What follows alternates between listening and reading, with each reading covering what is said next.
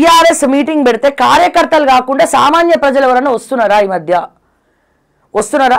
ఇప్పుడు కేటీఆర్ ఒక మీటింగ్ పెడతాడు, కేటీఆర్ బర్త్డే సెలబ్రేషన్స్ అయినాయి, కామన్ పబ్లిక్ ఎవరైనా వచ్చి కేటీఆర్ మిస్ చేసిరా? బీఆర్ఎస్ కార్యకర్తలకే దిక్కు లేదు అక్కడ. మొత్తం తోపులాటలు తొక్కిసలాటలాగా ఇట్లా తోసుకుంటూ పోయి ఇవ్వడం కామన్ పబ్లిక్. నేను చెప్పేది రానున్న జమిలీ ఎన్నికల్లో రానున్న ఎలక్షన్స్లో ఏం జరుగుతుందో ఎవరికి అంతు చిక్కని ప్రశ్న. ఎందుకంటే బీజేపీ గ్రాఫ్ లేదు తెలంగాణలో, చేతులారా తీసుకెళ్ళి ముంచేసిరు గంగల.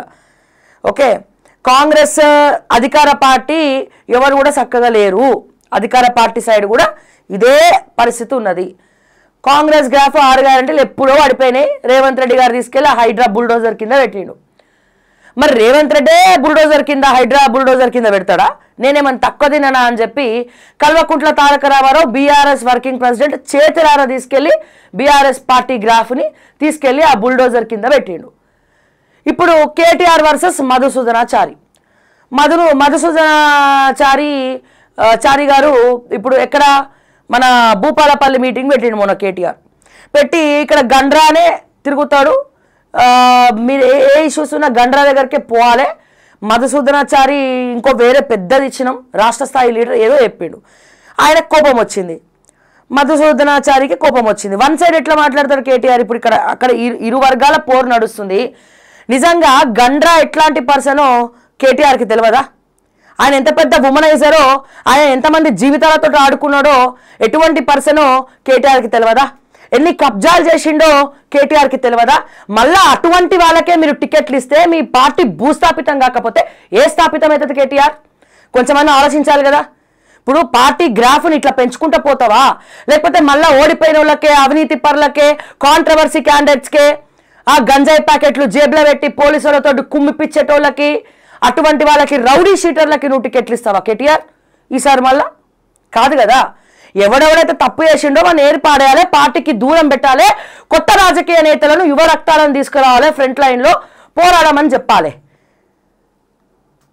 ఇంకెన్ని రోజులు గండ్రా భూపాలపల్లిలో? ఇంకా వేరేటోడు ఎవరు లేడా? అన్ని కాంట్రవర్సీస్ ఉన్న తర్వాత, అన్ని రకాలుగా ఆయన మీద ఎలిగేషన్స్ ఉన్న తర్వాత మళ్ళీ పాత చింతకాయ పచ్చడినే కొత్తగా పోపు పెట్టుకొని తినమన్నాడు వెనకటికి. అట్లా ఉన్నది పరిస్థితి. అమాంతం బీఆర్ఎస్ పార్టీ గ్రాఫ్ని తీసుకుపోయి తుంగలో దొక్కేది ఎవడరా నాయన అంటే కేటీఆరే. చాలామంది సీనియర్ నాయకులు ఏం చెప్తున్నారంటే కేసీఆర్ గారికి కానీ వాళ్ళ మదిలో మాట ఏం మాట్లాడుకుంటున్నారంటే, దయచేసి దండం పెడతాం, మీ కుటుంబ సభ్యుల వల్లనే పార్టీ గ్రాఫ్ అనేది మొత్తం పడిపోతుంది, మీ కుటుంబ పంచాయతీల వల్ల మేమెందుకు నష్టపోవాలి? ఇప్పుడు సబితా ఇంద్రెడ్డి ఉన్నాము ఒక బ్రాండు, నెక్స్ట్ టైం అధికారంలో మళ్ళీ పార్టీ బీఆర్ఎస్ రాలేదనుకోండి, ఆమె పరిస్థితి ఏంది? కాంగ్రెస్లో లేదు, బీఆర్ఎస్ రాదు. అట్లాగే తలసాని శ్రీనివాస్ యాదవ్ ఉన్నాడు, టీడీపీలోకి వెళ్ళి ఇక్కడికి వచ్చిండు. వీళ్ళందరూ ఎప్పుడు ఎన్నికలు జరిగినా ఏ పార్టీ నుంచి నించున్నా, ఇప్పుడు ఇదే సబితా ఇంద్రెడ్డి గారు కాంగ్రెస్ నుంచి నించున్నా గెలిచే క్యాండిడేట్ బరాబర్, ఇండిపెండెంట్గా నించున్నా సరే గెలిచే క్యాండిడేట్ ఎవరైనా ఉన్నారు అంటే అది సబితా ఇంద్రెడ్డే. అండ్ అట్లాగే తలసాని శ్రీనివాస్ యాదవ్ ఏ పార్టీ, ఎనీ పార్టీ ఆయన పోయి నించున్నా గెలుస్తాడు. పద్మారావు గౌడ్ సార్, ఆయన కూడా ఎక్కడి నుంచి ఉన్నా, ఆయన ఏ పార్టీ నుంచి ఉన్నా గెలిచే క్యాండిడేట్. అట్లా మీ పార్టీలో కొంతమంది ఉన్నారు, వాళ్ళు కనుక పోయిండ్రు అనుకో బతుకు బస్ స్టాండే. వాళ్ళు కనుక బీఆర్ఎస్ పార్టీ నుంచి కనుక ఒకవేళ వెళ్ళిపోతే ఇంకా మెయిన్ లీడర్స్ ఎవరున్నట్టు బీఆర్ఎస్లో చెప్పండి? ఎవరున్నారు చెప్పండి? కీలక నేతలు. వీళ్ళకి మీరు వాల్యూ ఇవ్వకుండా పార్టీని ఇష్టం వచ్చినట్టు భ్రష్టు పట్టిస్తే మిగతా నాయకుల పరిస్థితి ఏంది బీఆర్ఎస్లో? బీఆర్ఎస్ పార్టీని, కేసీఆర్ని నమ్ముకోనున్నటువంటి వాళ్లకు మీరు చేసింది ఏముంది? మీ వల్ల వాళ్ళెందుకు నష్టపోవాలా? కానీ అట్లా చేయలేదే, వాళ్ళ పార్టీ ఏం మారలేదే.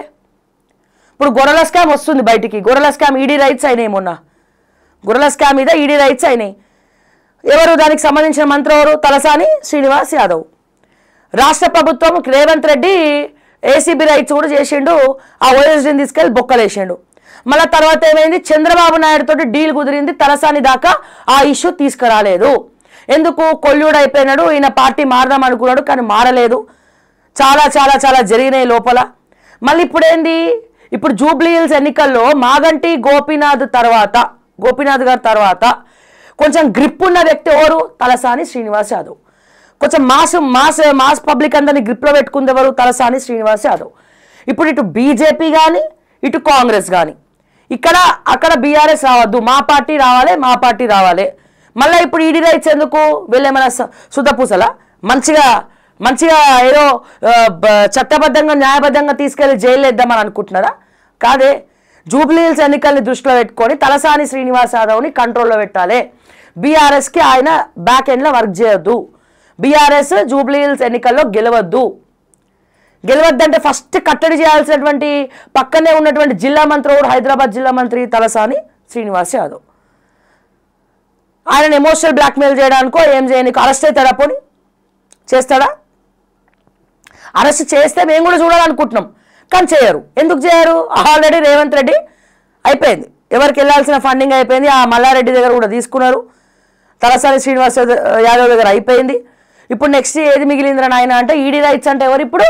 కేంద్ర ప్రభుత్వం. అంటే ఎవరు ఇప్పుడు? బీజేపీ. సో అట్లా ఈ 130,000 ఓట్లు అంటే ఒకదానికొకటి లింక్ అయి ఉంది. ఇప్పుడు ఎవరైనా నష్టపోతున్నారు? కేటీఆర్ వల్ల, కవిత వల్ల. ఈ ఎవరి పిల్లలు? వాళ్ళు కేసీఆర్ పిల్లలు. వీళ్ళు చేయబట్టి వీళ్ళకి ఇబ్బంది అవుతుంది. పార్టీ గ్రాఫ్ అమాంతం తీసుకుపోయి ఆ రేవంత్ రెడ్డి ఎట్లాగో కాంగ్రెస్ పార్టీ పరువు తీసేసిండు, నేను రేవంత్ రెడ్డితో సమానం అని చెప్పి కేటీఆర్ కూడా తీసుకెళ్ళి ఆ బుల్డోజర్ కింద పెడుతున్నారు. చాలామంది కార్యకర్తల్లో చాలా బాధపడుతున్నారు. అంటే పార్టీ కేటీఆర్ది కాదు, పార్టీ కవితది కాదు, ఎవరిది కాదు. దాంట్లో ఎంతోమంది లక్షలాది మంది మెంబర్షిప్, కోట్లాది మంది మెంబర్షిప్లు ఉన్నాయి. తెలంగాణ నినాదాన్ని, తెలంగాణ కోసం మీరు డబ్బుల కోసం పనిచేసిరేమో కానీ మా కార్యకర్తలు మాత్రం తెలంగాణ నినాదం కోసమే పనిచేసారు. తెలంగాణ బాగుపడాలనే పనిచేసారు. బీఆర్ఎస్లా, టీఆర్ఎస్లా. దాన్ని ఎప్పుడైతే పేరు మార్చారో కథం.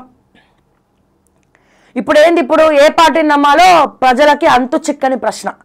ఇప్పుడు బీఆర్ఎస్ని నమ్మలేని పరిస్థితి, కాంగ్రెస్ని నమ్మలేని పరిస్థితి, బీజేపీ నమ్మలేని పరిస్థితి. మరి తెలంగాణలో రానున్న ఎన్నికల్లో మరి ఎవరికి వేయాలి ఓట్లరా నాయన అంటే క్వశ్చన్ మార్కు, ఎక్స్క్లమేటరీ. మీరు ఎంక్వైరీ చేయండి. 2 నెలల నుంచి బీఆర్ఎస్ పార్టీ గ్రాఫ్ పడిపోయింది. కాంగ్రెస్కి లేదు, రేవంత్ రెడ్డికి క్రేజ్ పోయింది. బీజేపీకి లేదు, అక్కడ ఉన్న పంచాయతీలు చాలా ఉన్నాయి, బీజేపీలో లేదు. మరి ఇంకా ఈ 3 పార్టీలు కాకుండా తెలంగాణలో ఏమున్నాయి సార్? మరి ఎవరి కోట ఏమంటావు? ఏమో మరి. పోనీ వీళ్ళలో ఏమైనా మార్పు వస్తుందా అంటే ఏం లేదు. అట్లీస్ట్ ప్రయత్నియట్లే. తెలిసి తెలియని తనంతో స్టెబిలిటీ లేకుండా వ్యవహరిస్తూ ఉన్నారు. పోనీ బీఆర్ఎస్ సోషల్ మీడియా అని చెప్తుందా? చెప్పరు. సిట్ అంటే సిట్టు, ఫట్ అంటే ఫట్టు. ఇది పరిస్థితి. సో ఈ పార్టీ ఫిరాయింపుల వల్ల ఒరిగేదేం లేదు, జరిగేదేం లేదు. వాళ్ళు మంచిగా ఏ పార్టీయో ఏ లీడరో కాకుండా వీడి కాంగ్రెస్ వాడు అర్థం కాదు, వీడు బీఆర్ఎస్ వాడు అర్థం కాదు. ఈ ఎవరైతే పార్టీ ఫిరాయించిన 10 మంది ఎమ్మెల్యేలు ఉన్నారో వాళ్ళు ఏ పార్టీకి చెందినోడు కాదు. మరి ఎవరైనా ఆయన అంటే ఇక మీకే వదిలేస్తున్నాను నేను. అది